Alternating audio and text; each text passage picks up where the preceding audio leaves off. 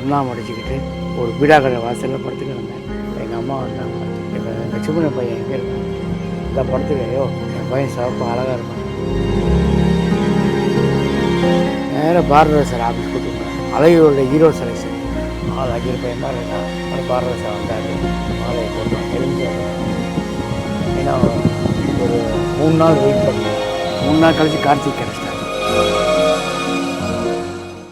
Lingusamy sir லட்சுமணனுக்கு பயங்கர மாசாக இருக்குது சார். அம்மா மாயண்ணை வந்திருக்காது, மாப்பிள்ளை மொக்கச்சாமி வந்திருக்காது, மற்றும் உறவினர்கள்லாம் வந்திருக்காது, வாம்மா மின்னல்.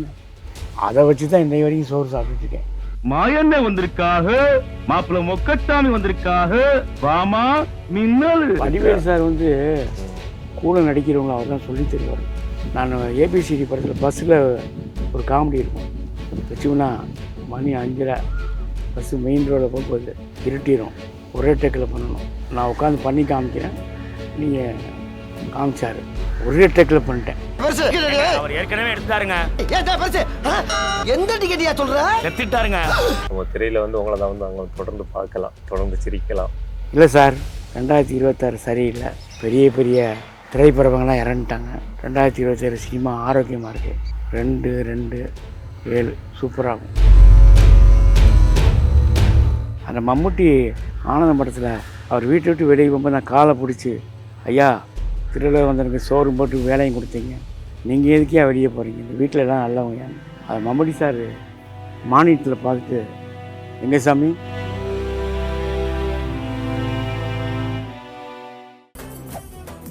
மெரிபா பன்னீர் சோடா, ஐ ட்ரஸ்ட் மெரிபா. ஆச்சி மசாலா, எந்த சமையலும் ருசி தேடும் ரகசியம். 20 ரூபாய். ரிஃப்ளெக்ட் நேயர்களுக்கு வணக்கம். இன்று நம்மோட நேர்காணல் வாவா லக்ஷ்மண் அவர்கள் நம்மோடு இணைகிறார். ஐயா வணக்கம். ரிஃப்ளெக்ட் நேயர்களுக்கு வணக்கம். என்னைய நண்பர் அஜில் காலையில் ஃபோன் பண்ணார். சார் நேராக எம்எல்ஏ ஹாஸ்டல் வந்துருங்கன்னாங்க. வந்தாங்க, கொஞ்சம் உள்ளே அலோவ் பண்ண மாட்டாங்க. இங்கே பார்க்கில் வச்சு என்னை பேட்டி காண்றாரு.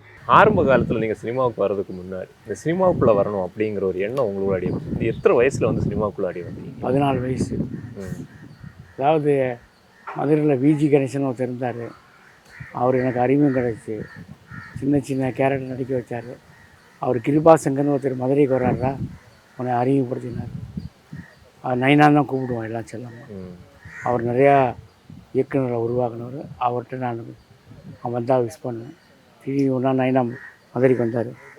சிவனா நாளை காலைல 7 மணிக்கு ஃப்ளைட்டு, ரெடி ஆயிரு. அப்போல்லாம் ட்ராயர் போட்டிருப்பேன். போயிட்டு பாம்கூரில் ரூம் போட்டு கொடுத்தாரு. நைனாக்கு எப்போவுமே அங்கே ரூம் உண்டு.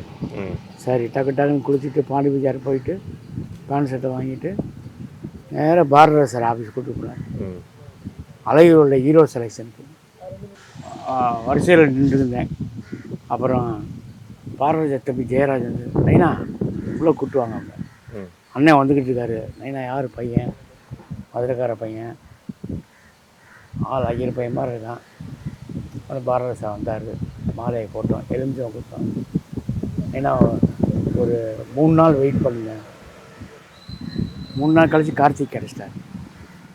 அதில் எனக்கு மிஸ் ஆச்சு. அப்போ நைனா சொன்னார், அந்த 5 பேரில் ஒரு கேரக்டராக கொடுங்க, அதெல்லாம் ஆல்ரெடி புக் ஆகிடுச்சு. அதுதான் எனக்கு ஆரம்பம். நான் மனசு தளர விடல. போனேன், மதுரைக்கு போனோடனே எல்லா பேரும் அலைவெளியில் போகிறது ஹீரோயின் கிண்டல் பண்ணாங்க. அம்மா ரொம்ப கஷ்டமாக இருக்கு மேடம். நான் மெட்ராஸுக்கு தெரியாதனா சுண்ணாம்பு அடிச்சுக்கிட்டு ஒரு பீடாக்கடை வாசலில் படுத்து கிடந்தேன். எங்கள் அம்மா வந்தாங்க. எங்கள் லட்சுமண பையன் எங்கே இருக்காங்க? அந்த படத்துலையோ என் பையன் சிவப்பு அழகாக இருப்பாங்க. இல்லைங்க, அவர் சுண்ணாம்பு அடிச்சு மஞ்சக்கம்மாவை இப்போ தான் திருப்பதியில் போய் மொட்டை போட்டுருக்காரு. போனேன், எங்கள் அம்மா செருப்பை கொண்டு அடித்து மதுரைக்கு கூட்டி போயிட்டாங்க. திருப்பி லட்சுமணா மெட்ராஸுக்கு கிளம்புவான். அப்போ எங்கள் மாமா இங்கே ஒருத்தர் இருக்கார், அழகர். எம்பி கட்சி பில்டிங்லாம் கட்டுறவர். நான் அழகர் மாமாட்ட நீ வேலை செய், சூப்பர்வைசர் மாதிரி. ஞாயிற்றுக்கிழமை சான்ஸ் கேட்டார். வந்து சொன்னேன், அக்கா உங்கள் அப்பா தான் எனக்கு தொழில் கற்றுக் கொடுத்தாரு, கண்டிப்பாக இங்கே இருக்கட்டும் நான் சொல்லுவேன். அப்புறம் எங்கள் மாமா நான் நடந்து போகிறலாம் அவர் காரில் உட்காந்து ஒரு டிவி செட்டு வாங்கி கொடுத்தாரு. அப்படியே என்னன்னா ராஜேந்திரகுமார்னு ஒருத்தர் நைனாவோட வளர்ப்பு பையன், அவர் ஒரு படம் பூஜை போட்டார் பிரியோம் சந்திப்பு. அதில் போய் 2 சீன் நடித்தேன். அதில் விக்ரமன் சார் அசோசிட்டு உடனே வந்து டைரக்டர் வந்து சௌத்ரி சார் கதை சொல்ல போனார். அப்போ நானும் கூட போயிருந்தேன். மவுண்ட் மூர்த்தியாக கூப்பிட்டு போனார். சென்டிமெண்ட்டாக சௌத்ரி சார் பிடிச்சி போச்சு. படித்து டைப் பண்ணி கொண்டு வாங்க, நான் போய் டைப் பண்ணி கொடுத்தேன். சார் வந்து சார் நான் தமிழ் ஃபீல்டு பற்றி தெரியாது, நான் மலையாளத்தில் 3 படம் எடுத்துருக்கேன், நீங்களே எல்லாம் முடிச்சிருங்க. இப்போ விக்ரம் சார் எனக்கு சொன்னார், வச்சுக்கணும் அவர் நல்ல மேனேஜர், பத்மினி பிக்சர்ஸ்னு இருக்குது, அதில் சுப்பிரமணியம் ஒருத்தருக்கார். நான் போய் அவரை கூப்பிட்டேன், ஆர்பிச்சர் வச்சுக்கோண்ணா நான் ராஜா பெரிய பெரிய படம்லாம் அவர் பண்ணிட்டேன், புது ஆளுக்கு வந்து படத்தெடுத்து வாங்கி பார்த்தாங்கன்னா எனக்கு அசிங்கமாயிரும். உடனே அடுத்த நாள் டைரக்டர் நான் போகலாம் அப்படின்னாரு. ஏன்னா டைரக்டர் வரேன்னாரு. ஐயோ நான் வரேன்னாரு. வந்து இந்தி பிரசுர சபா சௌத்ரி சார் ஃபஸ்ட்டு ஆஃபீஸ் பார்த்தோன்னே அவங்க படம் எடுப்பாங்கன்னு சொல்லிட்டு அப்படி ஆரம்பித்தது தான் புது வசந்தம். அந்த சூப்பர் ஓட்டி கம்பளமே விக்ரம் சார் தான் வரைஞ்சார். இப்போ உங்களை வந்து ஒரு மிகப்பெரிய ஒரு பிரபலமாக்கின டைலாக்கே வந்து மாப்பிள்ளை மொக்கச்சாமி வந்திருக்காக அந்த டைலாக் தான். அந்த டைலாக் ஒரு திருப்பி உங்களால் சொல்ல முடியும்? அது மதுரையில் ஜெனிதா அப்படிங்கன்னு ஒரு கண்ணாடி கடை இருக்குது. அந்த பாய் வந்து பங்கு லட்சுமணன் இப்படி இருக்கீங்க, டே லட்சுமணன் வந்திருக்கான்னு தெரியல, புட்டை ஒரு 1/2 டீ வாங்கிட்டு போட்டான். இதை வந்து நான் வேளாங்கண்ணி ஆஃபீஸ் தங்கியிருக்கும் போது நைட்டில் பேசுவேன். சசி சார் வந்து நோட் பண்ணிவிட்டு ரெக்கார்ட் பண்ணிக்காரு. அப்போ நான் டேப் ரெக்கார்ட் பண்ணேன். காலையில் லட்சுமணன் நைட் நீங்கள் பேசின வாய்ஸ் நல்லாயிருக்கு, என் படத்தில் ஒரு கிளைமாக்ஸ் வருது, நடிக்கிறீங்களா? இதே மாதிரி பேசி சார் இப்போ இங்கே பேசுகிறதா மைக்கில் பேசுகிறேன். இந்த லிவிங்ஸ் ஒரு பஸ் ஸ்டாப்பில் வெயிட் பண்ணுவார். பீடி இருக்கா இல்லைன்னா சொல்ல வேண்டியதாட்டா, என்னடா லுக்கு வர, பீடி வாங்கவே உனக்கு வரி இல்லை, உனக்குலாம் லீச்சிங்ஸ் கேட்குதா? இது தியேட்டரில் கிளாப்ஸு. சௌத்ரி சார் ரொம்ப ஹாப்பியானவொடனே லிங்கேசாமி சார் லட்சுமணனுக்கு பயங்கர மாசாடு சார், அம்மா மாயண்ணை வந்திருக்காக, மாப்பிள்ளை மொக்கச்சாமி வந்திருக்காக, மற்றும் உறவினர்கள்லாம் வந்திருக்காக, வாம்மா மின்னல். அதை வச்சு தான் இன்னை வரைக்கும் சோறு சாப்பிட்டுருக்கேன். அந்த ஒரு டைலாக் தான் உங்களை தூக்கி விட்டு சட்டசபையிலே என் டைலாக் பேசியிருக்காங்க. உங்கள் டைலாக்ல அது இடமே இல்லையே, வாமா மின்னல். ஜெயலலிதா எதிர்க்கட்சி தலைவியாக இருக்கும்போது அந்த அம்மா வரும்போது ஒரு எம்எல்ஏ பேசியிருக்காங்க. அந்தளவுக்கு ஃபேமஸ் டைலாக். இன்றைக்கும் பாருங்கள், உங்கள் ஆசையான டைலாக் விரும்பி கேட்குறீங்களா? இப்போ வடிவேல் சார் கூட எல்லாம் நிறைய திரைப்படங்களை நடிச்சிருக்கீங்க. அந்த அனுபவங்கள் எப்படி இருக்கும்? வடிவேல் சார் கூட இப்போ அந்த நட்பு? வடிவேல் சார் வந்து கூட நடிக்கிறவங்களும் அவர் தான் சொல்லி தருவார். நான் ஏபிசிடி படத்தில் பஸ்ஸில் ஒரு காமெடி இருக்கும், வச்சுக்கோன்னா மணி 5:30 பஸ்ஸு மெயின் ரோடில் போகுது, இருட்டிடும், ஒரே டேக்கில் பண்ணணும். நான் உட்காந்து பண்ணி காமிக்கிறேன், நீங்கள் காமிச்சார், ஒரே டேக்கில் பண்ணிட்டேன் சார். பார்த்தீங்களா, நான் லட்சுமணன் தான் அந்த கேரக்டருக்கு ஆப்டாக பண்ணேன், சூப்பராக பண்ணிட்டாருங்க. அந்த வெங்கல்ராவ் பஸ்ஸில் கூப்பிட்டு வருவேன், டிக்கெட் ஆனால் எனக்கு ஒரு டிக்கெட் கொடுங்க, அவர் ஏற்கனவே எடுத்துட்டாருங்க. டேய் இப்போ தான் டிக்கெட் கொடுக்காங்க, எடுத்துட்டாங்க. எங்கள் அப்பாங்க அவனார் கவுத்துவார், என்னடா டெட் பாடி ஒன்று, அதான் டிக்கெட் எடுத்துட்டான்னு சொன்னேன் இல்லைங்க அப்படின்னு. இப்போ என்னடா பண்ணுறது, போகிற ஊரில் குப்பத்தட்டில் போயிட்டே இருங்க. டேய் பெத்தா அப்பாடா, பெத்தான் செத்தான், காலம் போக்க ஆத்தா செத்தாலும் அப்பா செத்தாலும் போயிட்டே இருக்கிறீங்க. இப்போ என்ன பண்ணுறது? 5000 பண்ணா, 5000 ரூபாயா? எதுக்குடா 5000 ரூபா? பாடி இறக்கணும், கால் டாக்ஸி புக் பண்ணணும், வீட்டுக்கு கொண்டு போகணும், பந்தலில் போடணும், பாடையை கட்டணும். இதாக யார் உங்கள் அப்பா நான் காசு தருவான்? என்கிட்ட 500 ரூபாண்டா இருக்குது, கொடு. அப்பா 500 ரூபா கொடுத்தான். டக்குன்னு வெங்கல்ரா வடிவேல் அவராடி எவ்வளோ நேரம் மூச்சு அடைக்கிறது 500 ரூபா காசுக்காக. தம்பி நல்லா ஆமணி பஸ் அப்படி, அதெல்லாம் அவர் சொல்லி கொடுத்த ட்ரெண்டு தான். இப்போ வடிவேல் சார் உங்களுக்கு ஏதாவது உதவி பண்ணி இருக்காரா? நீங்க அவர் இல்லை, நான் கேட்கவும் இல்லை, நான் அவர் பார்க்கவும் இல்லை. வெங்கட்ரா கூட 1 லட்சம் கொடுத்துருக்காரு, கேட்டால் பண்ணுவார். பெரும்பாலும் அவர் வந்து மதுரையில் இருக்கார். எனக்கு கூடிய சீக்கிரம் அவர் பார்ப்பேன், உதவி கேட்பேன். என்னை ரொம்ப பிடிக்கும், அவர் பண்ணுவார். அடுத்து ஏதாவது படங்களை நடிக்கிறதுக்கு வந்து இப்போ இன்னைக்கு கூட 2 டைரக்டர் பேசியிருக்காங்க. தண்ணி வண்டி சுரேஷ்னு ஒரு டைரக்டர். ஆனால் இப்போ நான் டைரக்ஷன் பண்ணல, ஒரு படம் ஒர்க் பண்ணுறேன். அந்த டைரக்டர் உங்களை கேட்டார், சொல்லியிருக்கேன், நல்ல கேரக்டர் நான் பண்ணி கொடுங்க. பண்ணி தரேன். நம்ம திரையில் வந்து உங்களை தான் வந்து அவங்க தொடர்ந்து பார்க்கலாம், தொடர்ந்து சிரிக்கலாம். இல்லை சார், 2026 சரியில்லை. பெரிய பெரிய திரைப்படங்கள்லாம் இறந்துட்டாங்க.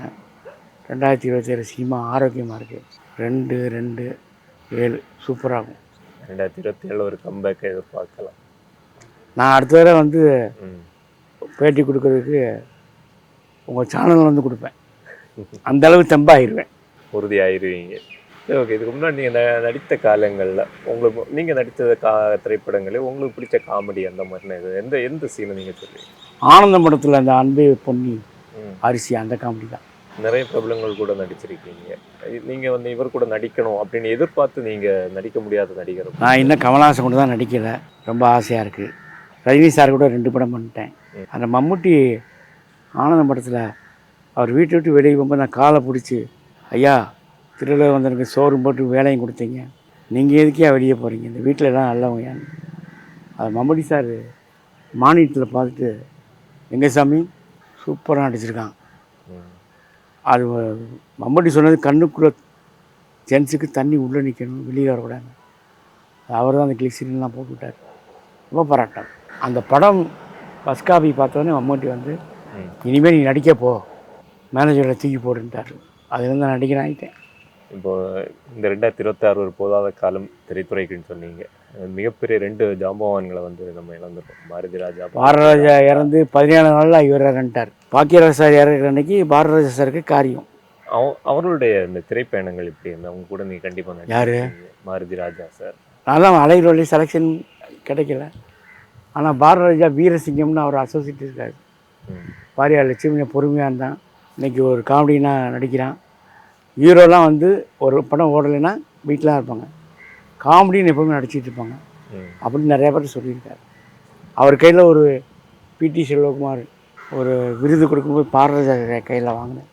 அது ரொம்ப சந்தோஷமாக. இப்போ நீங்களும் ஆரம்ப காலத்தில் வந்து இந்த திரைத்துறைக்குள்ளாடி வர்றதுக்கு வந்து ரொம்பவே கஷ்டப்பட்டுருப்பீங்க. நிறைய ஆடிஷன் அட்டன் பண்ணியிருப்பீங்க, நிறைய பேரை போய் சந்திச்சிருப்பீங்க. சென்னையில் வந்து நிறைய இரவுகள் வந்து தூங்காமல் இருந்திருப்பீங்க, உணவு இல்லாமல் கஷ்டப்பட்டுருப்பீங்க. இப்போ எல்லாம் நிறைய பேர் வந்து சோசியல் மீடியாவிலேருந்து அப்படி டைரெக்டாக வந்து இந்த திரைக்குள்ளாடி வந்துட்டு இருக்காங்க. அது வந்து உங்களை மாதிரியான மூத்த துணை நடிகர்களுக்கு ஒரு பாதிப்பாக இருக்குது? அதாவது பாதிப்புலாம் கிடையாது. இப்போ அடுத்தடுத்த கட்டத்துக்கு புது புது ஆளுங்க வரணும், அப்போ தான் சினிமா ஆரோக்கியமாக இருக்கும். இப்போ ஒரு கேரக்டர் வந்து இது பாவாலட்சுமணன் பண்ணால் நல்லா இருக்குமே, அவரை போட்டுக்குவோம் சார், இது சின்ன பையன் புதுசாக இருக்கான் அவரை போட்டுக்குவோம். அந்த மாதிரி தான் உங்களுக்கு சேஞ்சு. இப்போ முன்னாடி வந்து சன் டிவி, விஜய் டிவி, இந்த டிவி தான் இன்டர்வியூ எடுத்தாங்க. இப்போ யூடியூப் சேனல் வந்ததுனால அவங்க ஒரு தூரம் தான் போடுவாங்க, இது வேர்ல்டு ஃபுல்லாக போகும். அதை மாதிரி அந்த இது சேஞ்ச் ஆனால் தான் வாழ்க்கை நல்லாயிருக்கும். சரி, ஓகே சார். எவ்வளவு கஷ்டத்தில் வந்து ரொம்ப பாசிட்டிவாக பேசுகிறீங்க. எதற்காக அடுத்த சினிமாவுக்கு ஃபியூச்சரை வந்து யங்ஸ்டர்ஸ் அந்த மாதிரி நீங்கள் சொல்கிறீங்க. ஓகே, நீங்கள் தொடர்ந்து வந்து இதே சந்தோஷத்தோட, இதே ஆரோக்கியத்தோட, இன்னும் ஆரோக்கியத்தோடு நீங்கள் இருக்கணும். மீண்டும் வாய்ப்பு கிடைச்சா இன்னொரு நேர்காணல் நம்ம நிச்சயமாக சந்திப்போம். இப்போ உங்களை நேரத்துக்கு தந்த கண்டிப்பாக சார். மெரிபா பன்னீர் சோடா, ஐ ட்ரஸ்ட் மெரிபா. ஆச்சி மசாலா. எந்த சமையலும் ருசி தேடும் ரகசியம் 20 ரூபாய்.